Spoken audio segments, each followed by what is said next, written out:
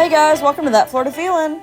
So this week I have a really fun, awesome special guest who's really, really close to me, pretty much like family. His name is Q. He is a tour guide at St Augustine in St Augustine, and me and him and Matthew are really just going to talk about St Augustine and experiences with ghosts, and he's going to give you some history. And, you know, I just can't say enough great things. So if you're ever going to St Augustine or you're going back to St Augustine, look up St Augustine. It's in Beer Hammers. It's off St. George Street. And ask for Q. You will have probably one of the best haunted pub tours ever. It is fun. You go to some great places. You hear some great stories. And I guarantee you will not be bored at all during this tour. So, without further ado, here is one of my close family friends, Q. Alright, so I am with Q. He is a tour guide with St Augustine out of St. Augustine, you know, the haunted city in Florida. Hey man, get out of here. One of the best. We have bugs. We're sitting outside, guys, at Stogie's. Q, say hi. Hey Q. Awesome. Alright, now, tell me something about Stogie's. We're sitting at Stogie's. It's in St. Augustine. Tell me about it. Alright, I'll give you a twofold version of this place. Let's go. So, for those that actually can't see it, we've got a pretty big house on 2 lots.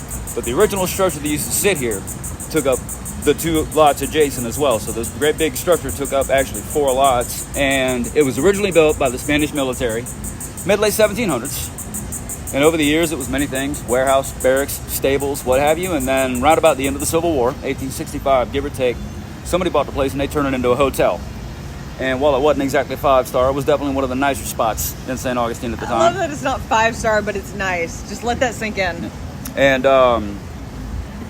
during this time, there was a group of local businessmen, 4 guys, that would come here for their poker game every Saturday night like clockwork.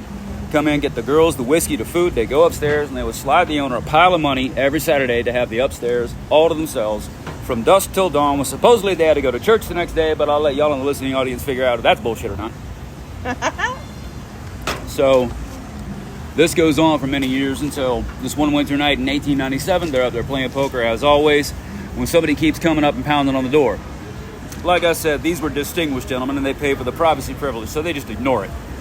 Somebody kicks the door in. Of course, they all reach for their pistols thinking they're going to get robbed. Turns out it was a reporter at the hotel trying to tell them the city was on fire, like the entire city was burning. And for whatever reason, these guys did not make it out of the fire. Can't imagine why. And to this day, the upstairs section, when they're closing down at night, they will hear footsteps, they will hear voices, they will hear furniture moving, and the furniture moving got bad enough that you can go up there right now and look, a couple of those chairs are literally bolted to the floor. And we've seen that with our own eyes. We have. Yes. Welcome to St. Augustine, guys. It don't get much more fucked up than this. But you got to tell them about the picture you got. Okay, so Come on, say that part. part 2. After the house all burned down about 10 years later, somebody buys the property, and it was owned by the Tucker family. And Sally Tucker was this young, very pretty, very devout Catholic girl. Very, very devout Catholic girl. Married to a soldier who was stationed at what was then Fort Marion, who decided to use her as her punching bag. You know, this guy used to constantly beat the hell out of her. She was constantly covered in cuts and bruises and everything. And one night, one of her friends comes to her and informs her that not only is her husband cheating, but her friend has found out that this wonderful gentleman has gotten 4 other women pregnant in town. Sounds like an amazing man. Yeah, he really does. Yeah. Well, if what we hear is true, happy ending. He got shot in the face in a robbery a couple of months later. Heck yeah. Couldn't have happened to a nicer guy. Right. But when she found out that all these women were pregnant, she couldn't take the abuse anymore. She couldn't take the humiliation anymore. That night, she went upstairs and she hung herself. Well, Catholics have pretty strong views about suicide, so you can imagine what she went through to drive her to that. Well, to this day, a couple of people can still be seen up there. Back in February or March, back at 21, I got this beautiful picture. I took a picture of a lady in her bow on my tour, and in the background, you can see a gentleman standing in the back wearing a top hat. He's holding a beer, and it looks like he's holding cards. And I've seen this picture, and it is absolutely true, and it is probably one of the best paranormal pictures I've ever seen in my entire life.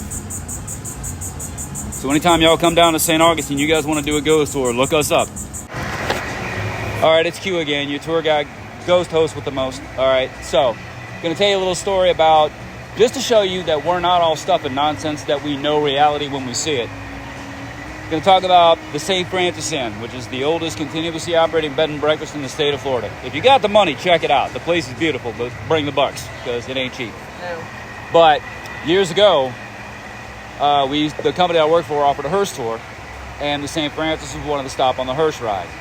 And without fail, I'd park the hearse, get my people out, start telling stories. People would come out of the St. Francis telling us the weird shit that happened to them while they were staying there. Now, this is not a fake story, all right? This is a story where somebody's imagination got the best of them is what happened.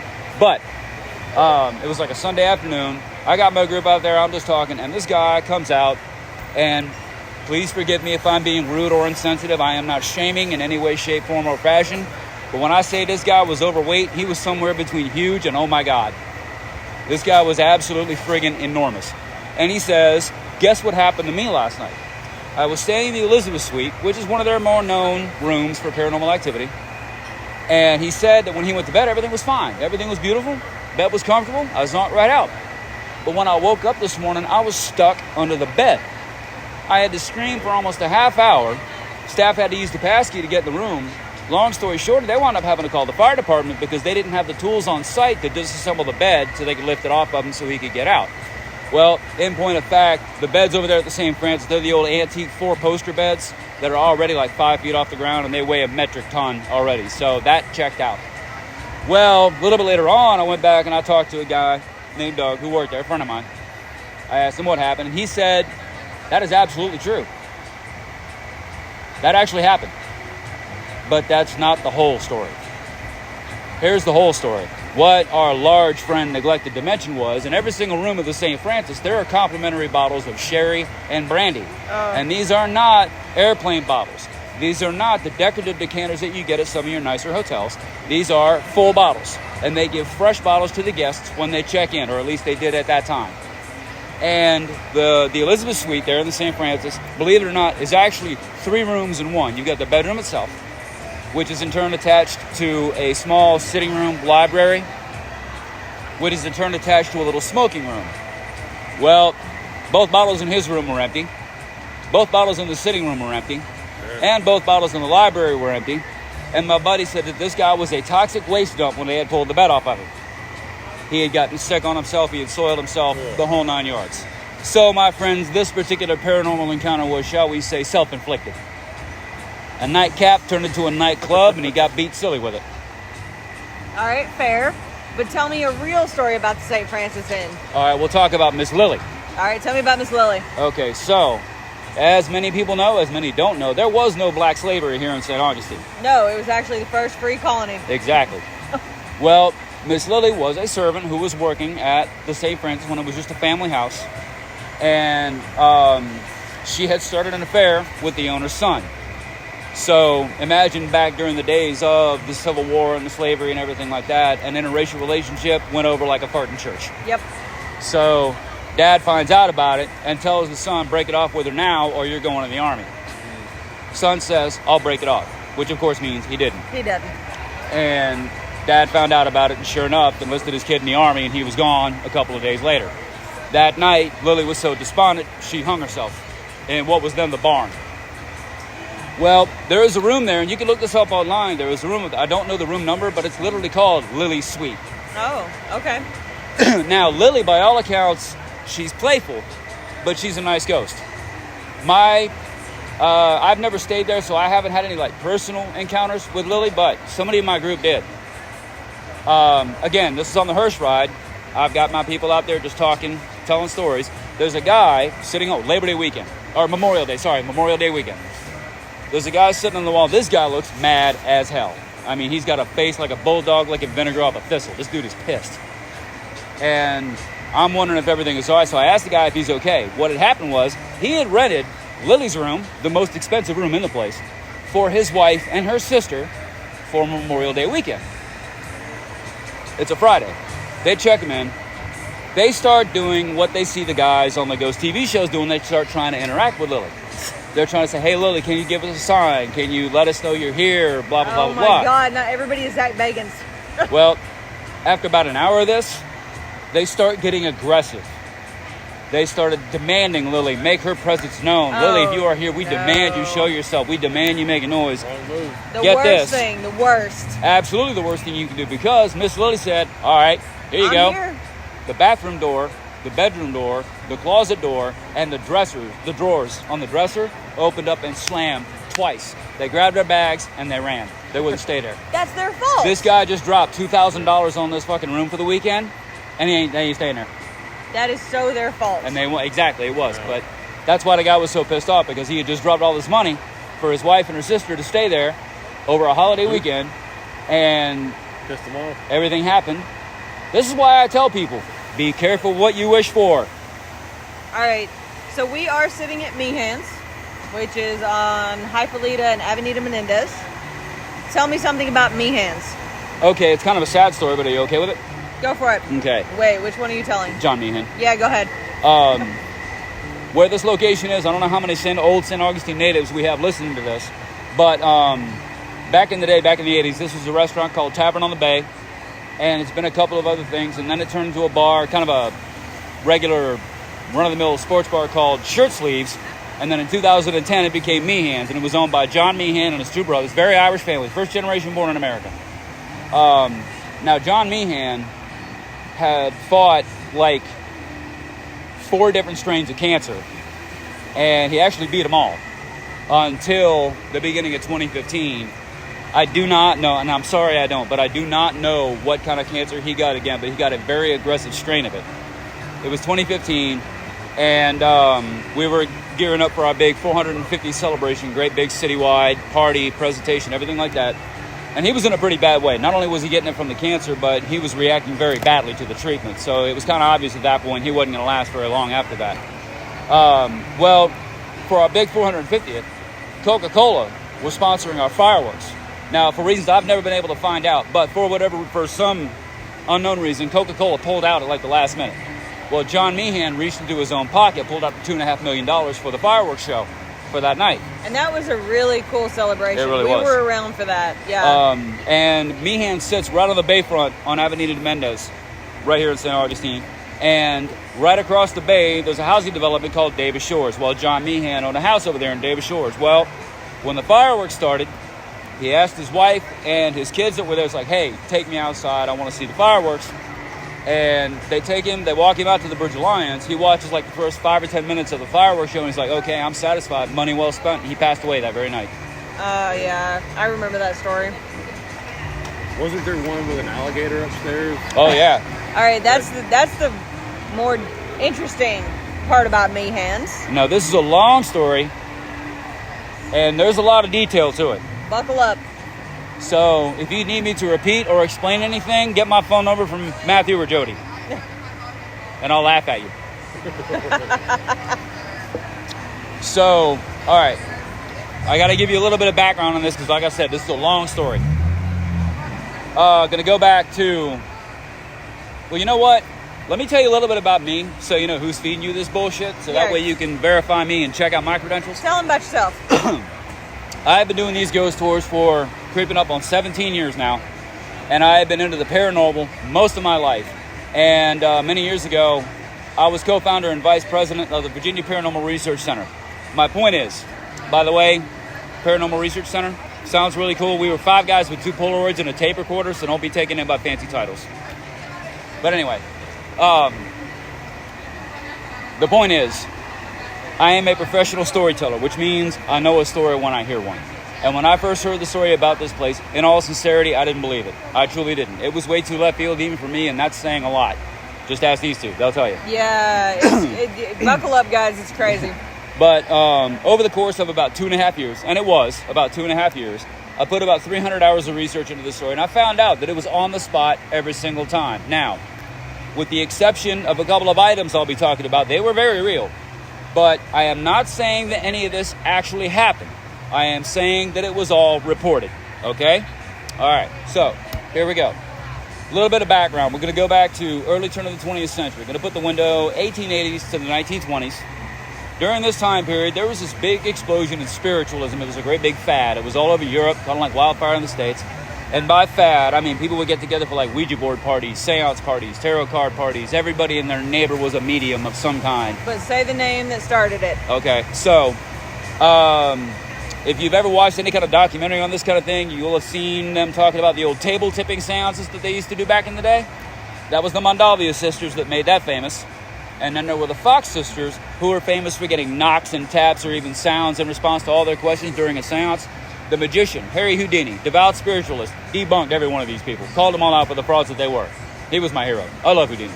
But like I said, he was a devout spiritualist and he loved exposing the frauds. All right? So, also, during this time period, they like to call them secret societies. But a lot of cults popped up in this time. Now, one of these cults had actually been around for a really long time. It just kind of saw a surge in popularity during this period. It was called the Order of the Golden Sunrise. Later taken over by the wild wacko Aleister Crowley. He turned it into the Hermetic Order of the Golden Dawn. But that was more of like a sex, drugs, orgy type deal there. Aleister Crowley, what do you expect? Exactly. Not that I have a problem with that, just saying.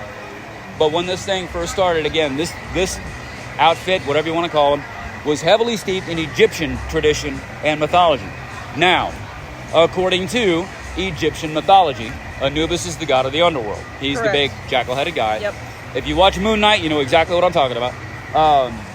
Also, according to Egyptian myth, when you died, Anubis would weigh your heart against a feather. If you were worthy, he let you into the afterlife. If you were not worthy, he fed your soul to this little crocodile-headed thing, appropriately named the Devourer of Souls. Well, this cult, the Order of the Golden Sunrise, they worship this little crocodile-headed thing for whatever reason, all right? 2 things you need to know. Rich weirdos. That's all you need to know. Yeah. And when I say rich weirdos, I know what I'm talking about. Some of the people that were actually in this cult, William Butler Yeats, the Irish poet, was in this cult. Sir Arthur Conan Doyle, the guy that wrote all the Sherlock Holmes stories, was in this cult. Henry Flagler, if you guys live in Florida for more than a year, you know exactly who Henry Flagler is.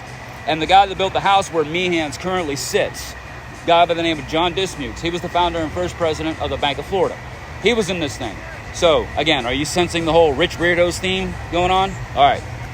So, story officially begins, and about time too, right? But, story officially begins spring of 1917. Staff shows up for their duties for the day. Butlers are doing their thing, maids are doing their thing, and upstairs in the bedroom is the homeowner, John Dismukes, fully clothed, looking very dapper, dead on the floor. Now, please keep in mind, this was 1917. They did not have the medical technology available then that they do now. Obviously, please keep that in mind. But there was no signs of trauma on his body anywhere, no gunshot wounds, no stab wounds, no cuts, no bruises, nothing like that. When they did what passed as an autopsy back then, as far as they could tell, brain was normal, lungs were normal, stomach to stomach contents, the heart, everything was good. So the official cause of death was listed as expired, which is fancy medical jargon for we ain't got a fucking clue. All right? So they take the body away. Staff proceeds to clean the place up, to pass the keys off to next of kin or whoever. When without warning or preamble, the 2 maids that were upstairs in the bedroom cleaning run screaming from the property. A police report got filed because they trampled one of the butlers going down the stairs, broke his collarbone and 3 of his ribs. So considering the body they just found, and the, shall we say, alacrity with which these ladies left the scene, authorities are thinking there's more to the story. They want to talk to her. They track one girl down around Fort Lauderdale. Now, to the best of my knowledge, they never did find the other girl, so I honestly have no idea what happened to her. I really don't. But the one girl that they find, they bring her back to St. Augustine. She swears out a statement that is, by the way, still available for public view at the St. Johns County City Archives if you want to go down this rabbit hole yourself. She swears that when she and the other maid were upstairs in the bedroom cleaning, something, and I'm quoting her, that looked like an alligator, unquote, took a bite out of the other girl's leg. All right? So, this was 1917. Let's jump forward to 1920. Somebody buys the property. Workmen are here repainting, remodeling, doing their thing. There is a police report, a medical report, and a newspaper article. One of the workmen got attacked in the bedroom.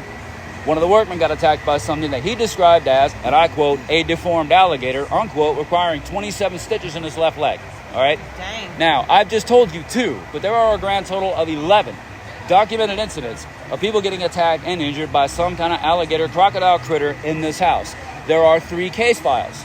Twice it was ordered by judges. Once one of the homeowners did it.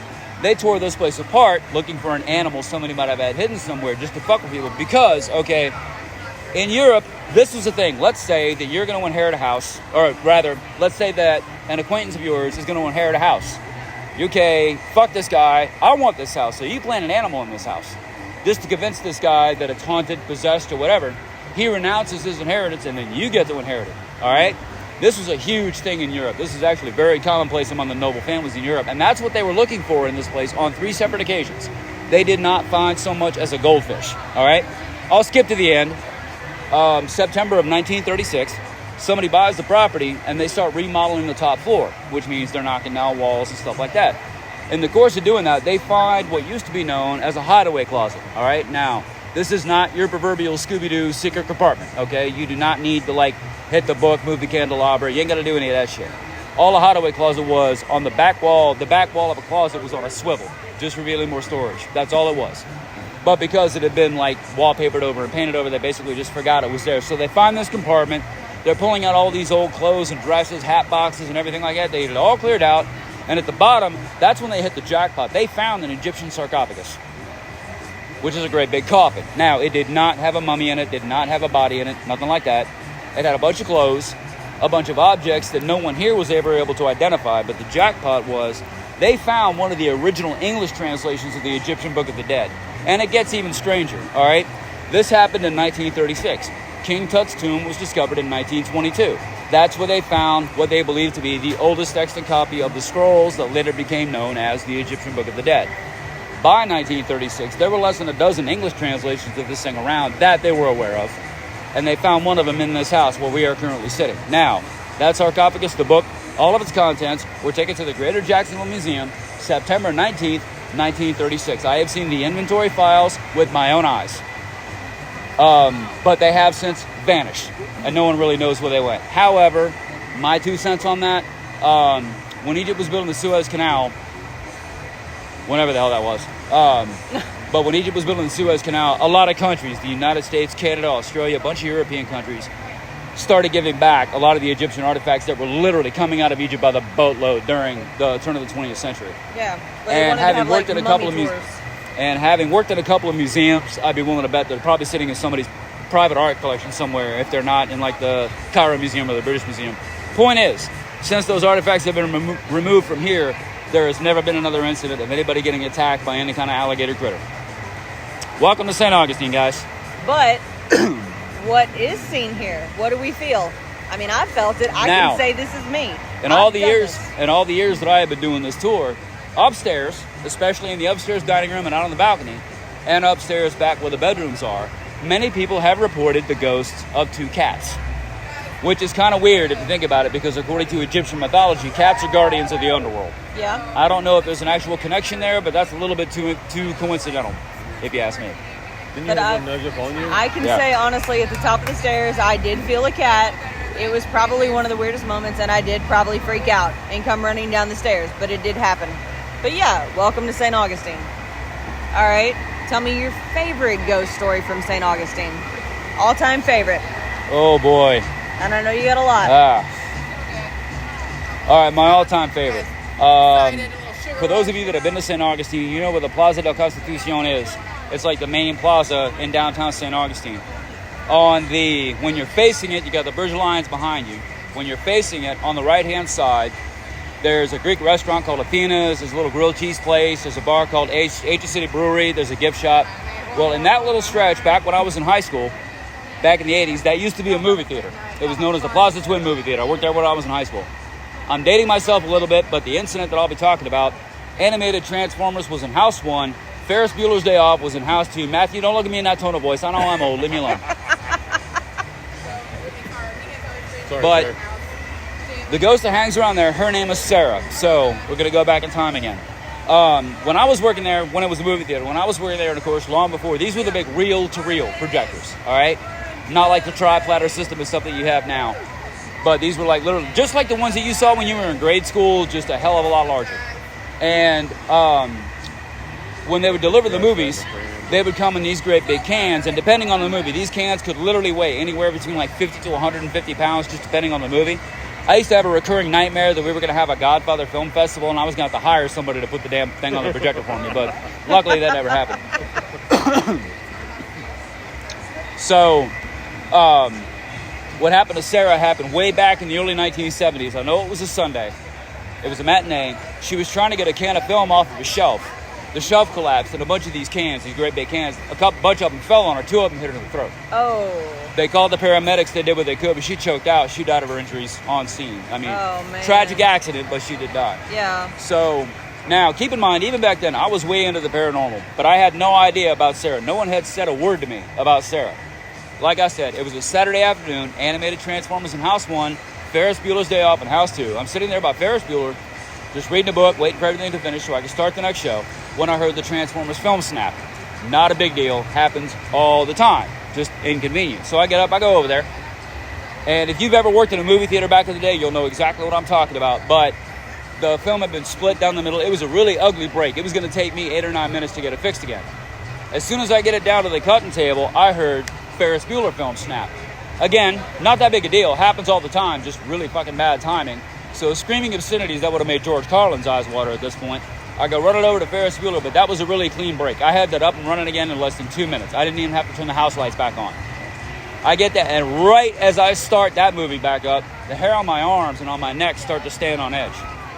So I get that started back up. I walk back over to that monstrosity of a break over there on the Transformer side, and it's laying there on the table. It had been cut, it had been trimmed, it had been spliced, it had been stamped, and it had been framed. It was just waiting for me to load back up on the projector. I literally stood there for a full minute just staring at this fucking thing, wondering if I had already lost what little mind I had. And again, all the hair on my arms and my neck is literally standing on end like I got 50,000 volts going through me. But it was good. It was all done. So I get everything threaded back up, make sure there's no kinks in the film, get everything rolling again, grab my book bag, walk downstairs, looked at Peaches, my manager, and I'm like, I'm going to fuck home. I'll see you tomorrow. And I walked out the fucking door. About 2 hours later, she calls me. She's like, what happened? What's going on?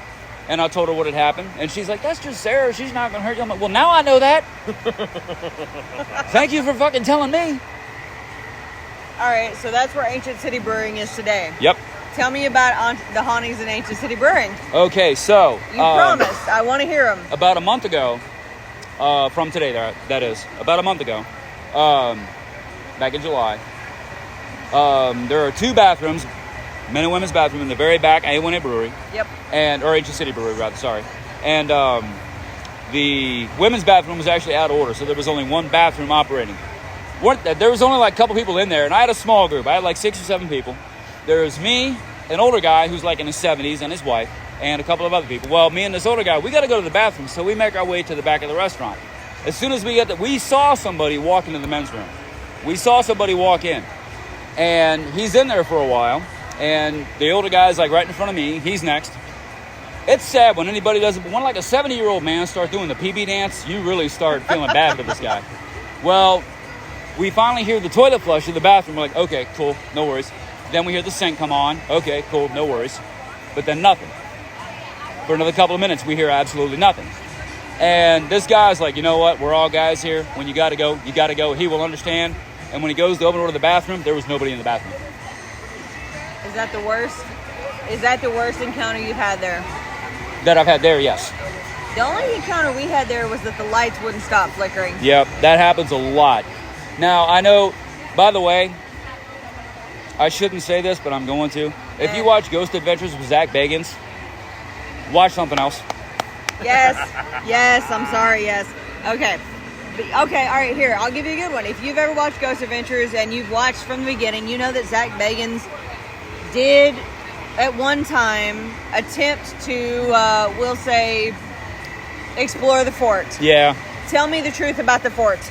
Okay, so there is a whole lot of ghostly activity at the fort. I mean, a quick Google search will give you at least 4 good stories about the fort. Yes. But I do not know off the top of my head what season or episode it was. Oh, no, it was like the first or second season. Yeah, like, it was pretty early on in the show. We're talking early. Yeah. He was still with Nick and Aaron. Yes. It was just Zach, Nick, and Aaron at this point. Yeah. And they were doing their investigation there. And they were convinced that they saw Osceola's head. They were absolutely convinced that that's what they saw. Well, I'm here to tell you right now, Osceola was at the Castillo de San Marcos, which is the fort here in St Augustine. But the whole Osceola's head story is something they tell for tourists, just so you know. That is not what they saw. I think what they saw was the South Tower Gunner. Back during, and I honestly do not remember this. If you look it up, it'll tell you. I don't know. I honestly don't remember if it was during Robert Searle's raid or Captain Drake's raid. But there was, on the southeastern tower of the fort, there was 4 cannon teams and all but one of these guys have been injured or killed. And It was Drake. Was it Drake's race? It was Drake, yeah. I know it was one of the two. Yeah, it was Drake. But this one guy is sitting there loading and firing a cannon. Now, he actually survived the engagement. He wound up passing about 5 or 10 years later. He did, yeah. But he has got to be the single most photogenic ghost we have here in St. Augustine. You will constantly see him. And I'm about 99.9% certain that that's who they saw up there. I really do not like talking bad. I swear to God, I really don't like talking bad about any of the ghost shows or any of the other ghost tours or anything like that in town. But I'm here to tell you right now, if you find Zach Bagans on your TV, flip it over to Real Housewives. It's a lot more interesting. Okay, but tell about the story. Okay, so we had an encounter. Oh, you get to tell them that. All right, fine. And you're going to back me on this, right? I will back you up. I will back you. All right, so we were walking to the... You can park at the fort after, 6 p.m.? Yeah. It's like 6 p.m. and it's Yeah. free.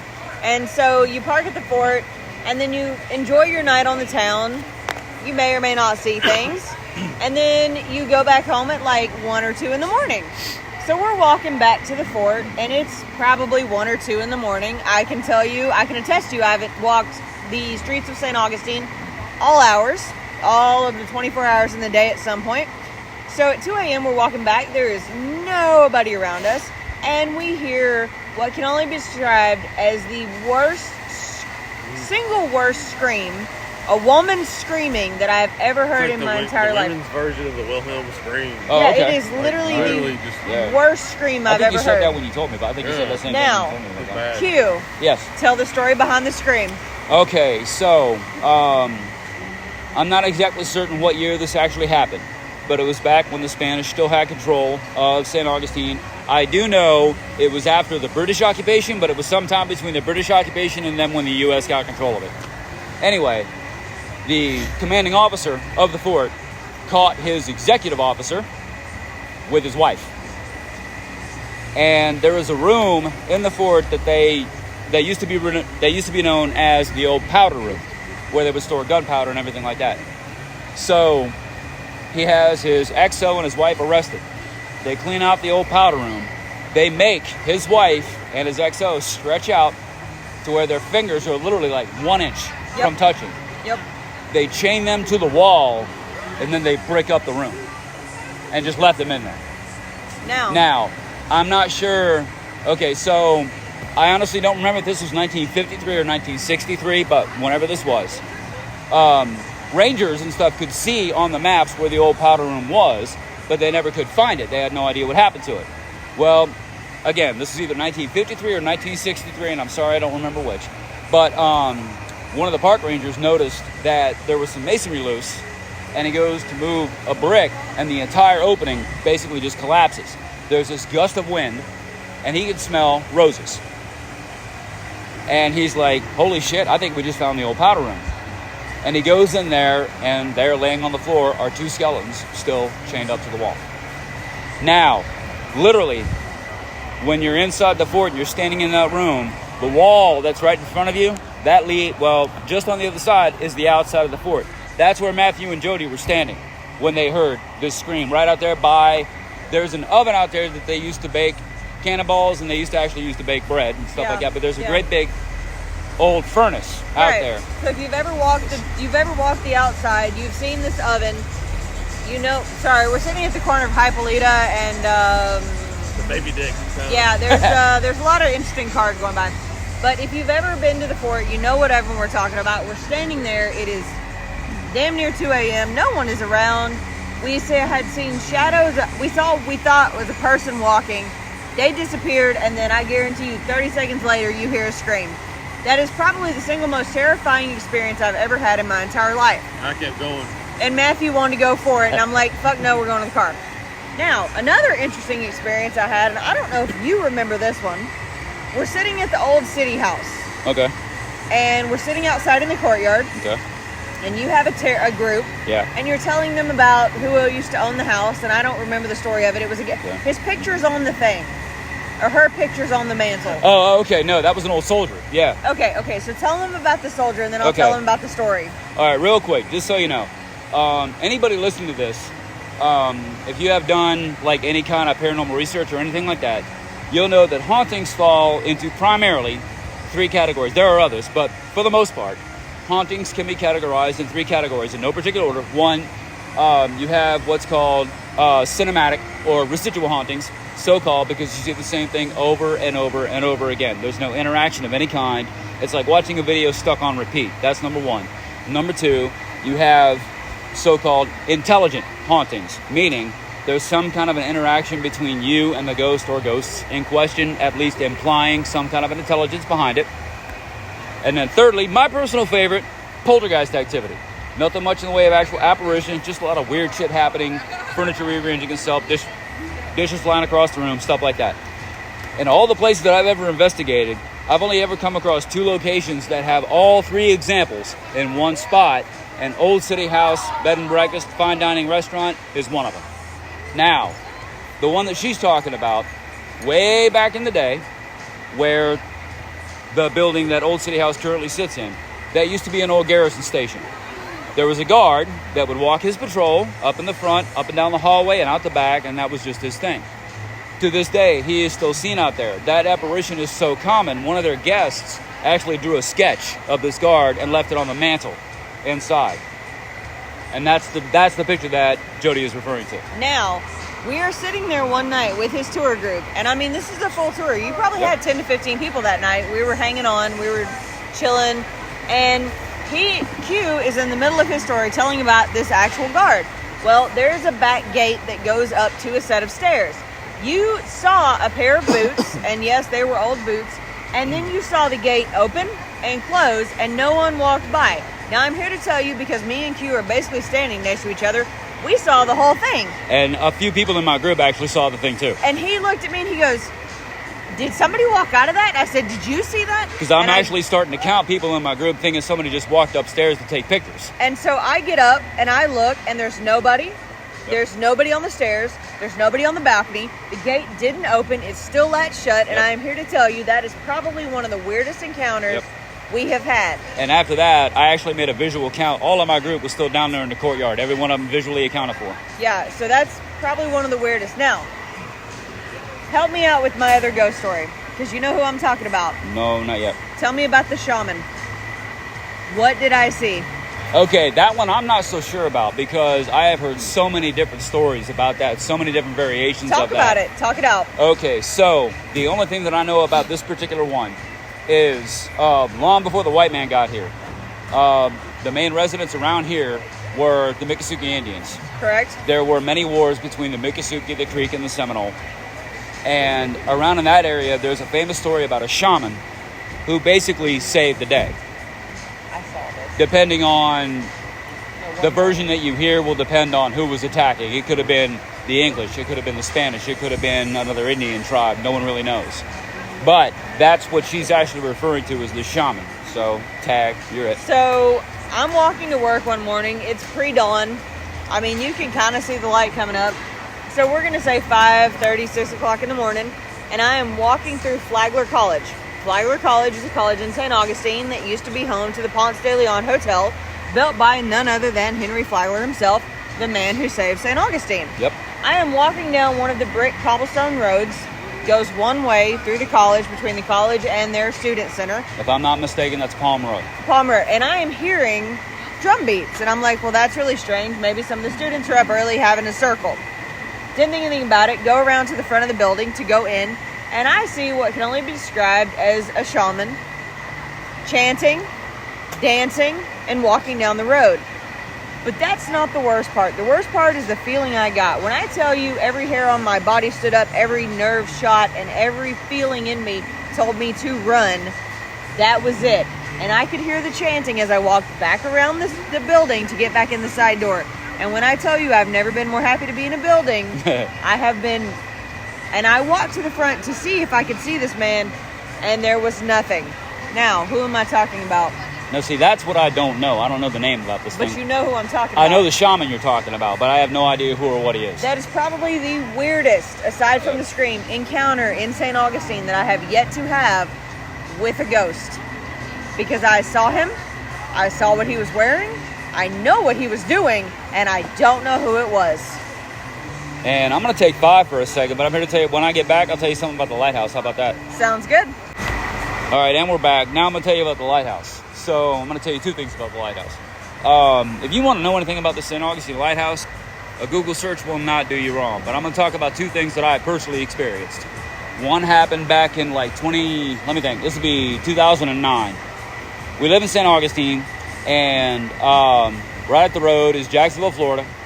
And it was close to Halloween. We had a camera crew from Channel 12 News in Jacksonville come down, because they always do reports on like local haunts and stuff for Halloween. I'm driving around in the hearse. It's the weekend before Halloween, so daylight savings time hadn't quite ended yet, but it was still starting to get dark a little bit early. We go out to the lighthouse. Now, for those that aren't local to Florida or aren't local to St. Augustine, when you pull up to the lighthouse, the road that you take, it drives you around, and on the right-hand side, you have the lighthouse in the grounds, and on the left-hand side, there's a little campground with like a swing set, little park for the kids. So it's about 5 o'clock, and we pull up there, and I've got the reporter sitting next to me in the front seat, and their camera girl, a girl named Jennifer, right behind me.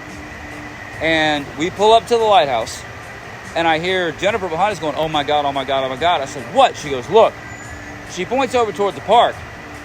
2 of the 4 swings out there on the swing set, they are going full tilt in opposite directions, and they are empty. Wow. All right? And there is like no breeze going on at all. I have seen this many, many times. I moved here in 1984. I have seen this shit many, many, many times. And I said, "Do you really want to see something weird?" She's like, "Oh my God, no." What? As soon as I opened the door to the hearse, the swing stopped. They didn't slow down. They stopped. Oh, shit. And that entire episode was caught on video. Now, secondly, I'm going to give you the Cliff Notes version of the ghosts out there at the lighthouse. It's haunted by 3 young girls. 2 of them were daughters of the lighthouse keeper. One of them was a friend of theirs. And they basically died in an accident. I'll leave the nuts and bolts for Jody if she ever wants to do like an actual episode about the lighthouse. Actually, I did. Okay. It's already on there. Okay. Yep. Well, now's your chance to go listen to it. Yep. Hint, hint. Thank you. So we used to have something called a pub hearse ride. It was a combination of the hearse tour and the pub tour. So I got 9 drunks with me. We're out at the lighthouse. And these guys, they were good people. They were really awesome people. They were having a lot of fun. They were good people, but not exactly the kind of behavior you want to have around children, you know? And where the girls are most frequently sighted out there, there's this huge oak tree out there, and they love to climb this tree. And that's where the most frequent pictures are taken of them. Well, we get out there, and this guy, drunk as hell, he's like, "Hey, can I climb that tree?" And I'm like, "It's up to you. Why not?" Why not? And the lamb is not really all that high off the floor, off the ground. It's only like about 5 feet off the ground. So he climbs up there, he scooches down. All of a sudden, he comes flying off of that branch. He hits the ground, compound fracture on his ankle. Snapped it like a fucking twig. So he's screaming, there's blood everywhere. So I call 911, they're coming down. His wife, whose husband is laying on the ground, screaming his head off, doesn't give 2 shits about what happened to him. She's looking at her camera. She screams. She runs up to me, and she shows me the pictures that she took. And she has a series of pictures starting from when he actually hit that tree limb, and he starts scooching his way down. Right when he came out of that tree, you can see 2 orbs right on his back. And he swore that he was pushed out of that tree. Well, he should have been acting better. You know? Did we see something at the lighthouse? We did. Do you remember what we saw? I don't remember. Q? I don't. You were there. You're it. Go. So, Q and Elizabeth and Matthew and myself all decided to honestly sit on the porch and drink coffee all night. And then we decided we were going to go drive around, and we went to the lighthouse. Yes, the cops came, but that's not the fun part of the story. We're standing there, and we're just hanging out, and all of a sudden we hear, we'll say knocking, movement towards the lighthouse. So we go over to the fence and we look. We don't see anything. And then back behind the tree, we hear, you want to say voices? Yeah, voices. Giggling. Yeah. And look back towards it, nothing. And then we hear movement at the lighthouse again. Yep. Now, I'm here to tell you that I've seen a lot, I've heard a lot, I've done a lot.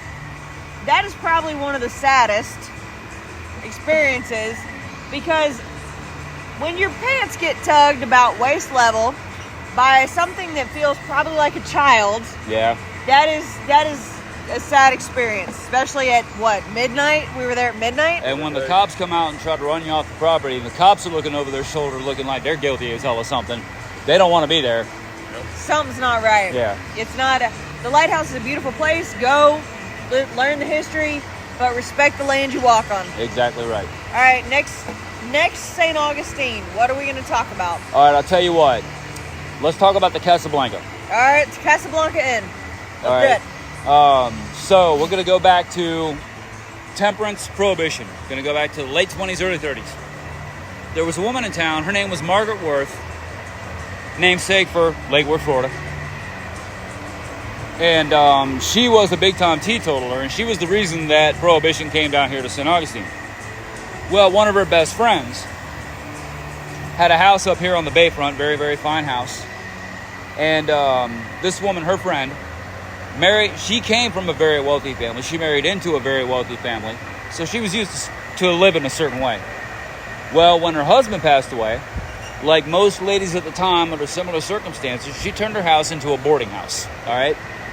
Well, like I said, she was used to living a very certain way.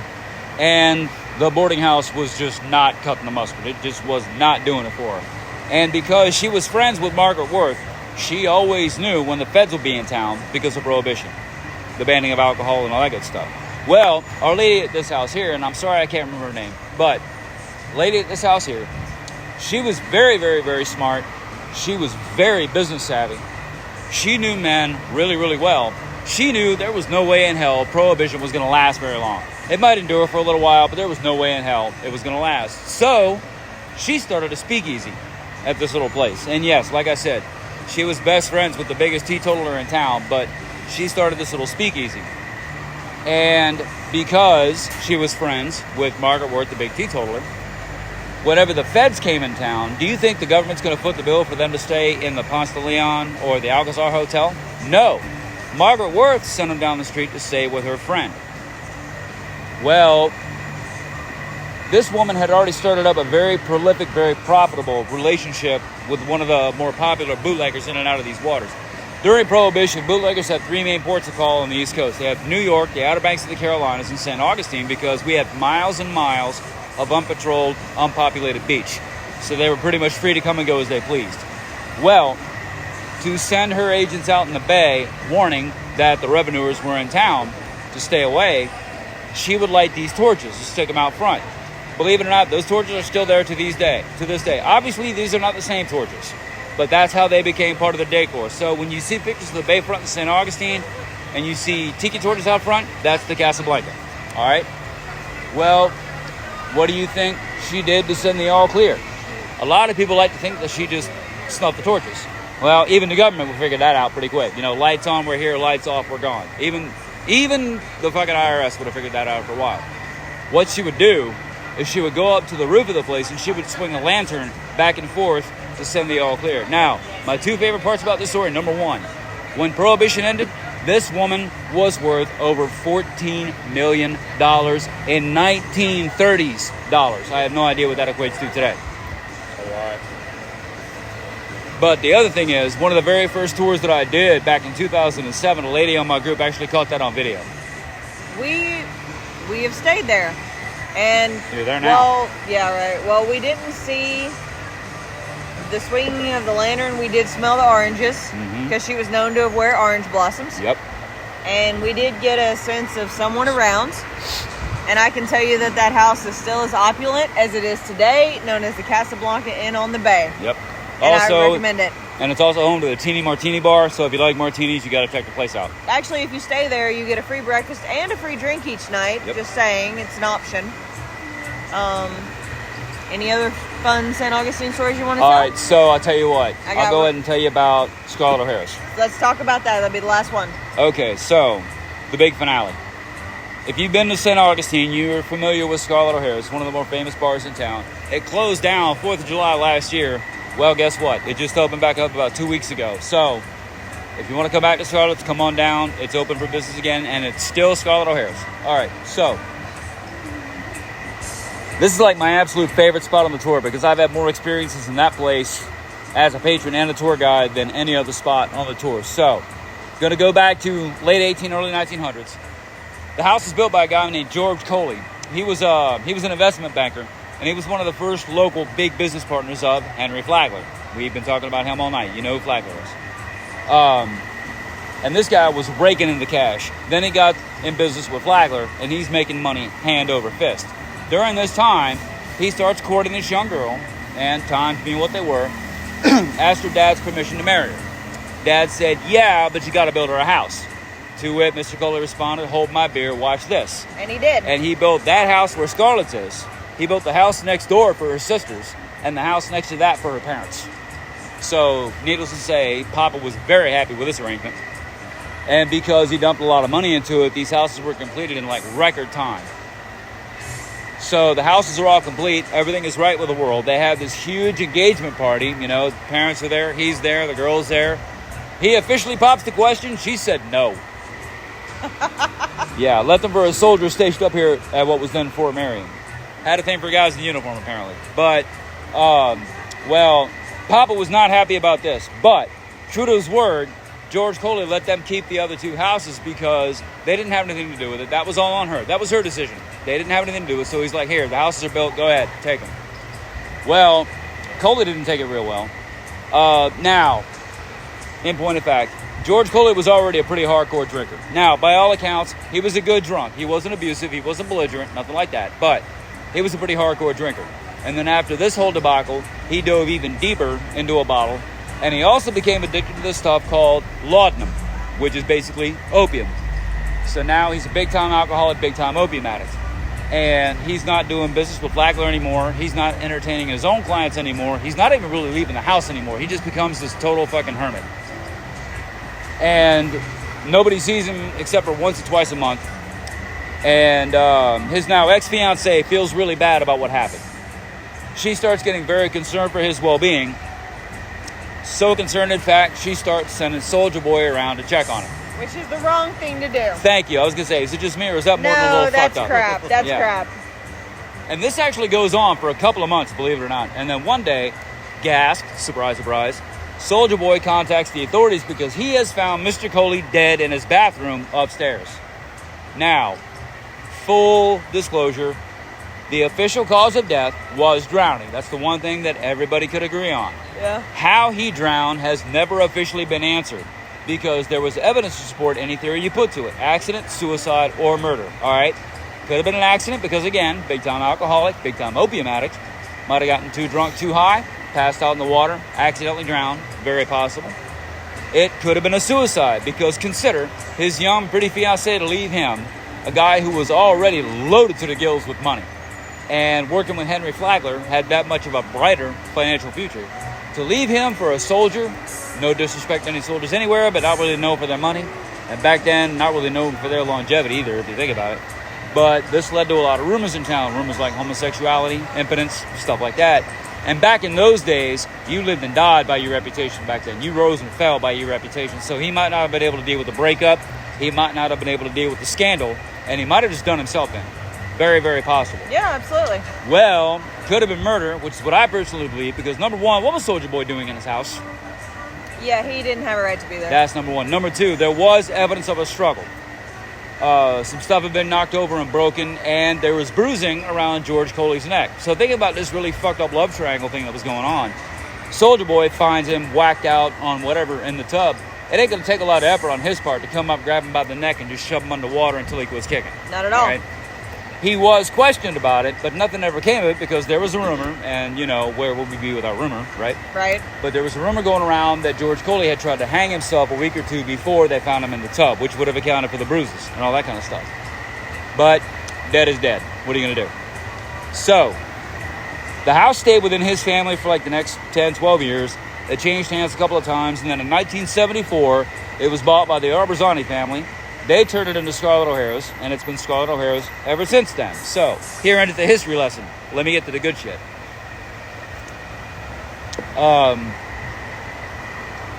Ladies, you might get this, I don't know, but guys, you'll absolutely get this when I'm saying this. In Scarlett O'Hara's upstairs, there's a male and a female bathroom. The men's bathroom is a really small bathroom. It's a little more than literally a water closet, all right? My point is, if anybody is in that bathroom with you, A, you know it, B, you become friends really quick, all right? I have been in that bathroom just taking care of business, and I've been tapped on the shoulder. I've been clapped on the back, and I'm just going to say it's a good thing I was in the bathroom when that happened, and I'll just let your imagination do the rest. I had been up there with these two, with Matthew and Jody, when bottles have come off of the bar, when stools have come off of the bar. But my absolute favorite, though, was back in 2012, the jukebox. If anybody listening to this has been to Scarlett O'Hara's before 2012, somewhere around there, you will remember the jukebox they used to have. They had an old Wurlitzer jukebox, think like 1950s, 60s jukebox. Beautiful thing, really was. It had been rewired and refitted to play CDs instead of records. All right, now, full disclosure, this fucking thing never worked right. 9 times out of 10, it would just eat your money. If it did take your money, it was a real crapshoot getting to play what you actually wanted to hear. It would start in the middle of a song, stop in the middle of a song, it would skip all over the place, it would turn off and on all by itself. The fucking thing had more issues than National Geographic, all right? Well, they tried to have it serviced many, many times by the company they rented it from, but they never could get it to consistently work right, so they finally just said, fuck it, take this thing upstairs, leave it upstairs, they can get it at the end of the month, we don't want it anymore, it's more trouble than it's worth, and it's sat, forgotten, basically up in this corner upstairs. So this was back in 2012, when I would have as many as 25 people in this group. The bar was packed, asshole to elbow, and there was a band going downstairs. And I ain't talking about little homeboy guitar player on the porch. I mean, there is a full band going on inside. So I'm already going to be competing with all of that noise. The bar is so crowded, and I have so many people, it takes almost an hour. I finally get all my people to drink. We get upstairs, I cram everybody over into the corner. As I start telling the story, boom, jukebox came on and started playing the Beatles, Money Can't Buy Me Love, which I thought was a little fucked up. But remember, this jukebox had a habit of doing this. I didn't really read too much into it. It would turn off and on, all that kind of shit. We all jumped 9 feet in the air because it scared the hell out of us. But again, I didn't read too much into it. Now, just so you know, and this is important in a minute, it played the entire song, start to finish. And that's about a 2.5-minute song. That's important in a minute.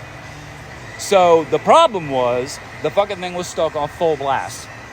So the jukebox plus the noise plus the band and the crowd, there's no way I could compete. So I was like, the hell with it. I'll finish the story outside. I get everybody to chug their drinks. We start moving downstairs and these 3 people grab me and they are screaming in my ear. I can't understand a word they're saying because it's too loud. They start dragging / shoving me over towards the jukebox. They are screaming. They point. I look down. Hand to God, my friends, the jukebox was unplugged. All right? Now, remember that whole 2.5-minute thing? I've had a lot of electricians and electronic specialists on the tour over the years. Every single one of them has said the exact same thing. A lot of older appliances, for lack of a better word, they have capacitors in them. Capacitors can hold a charge. You're going to get about 8 to 12 seconds of power out of that. But again, it played the entire song, start to finish. 2.5 minutes.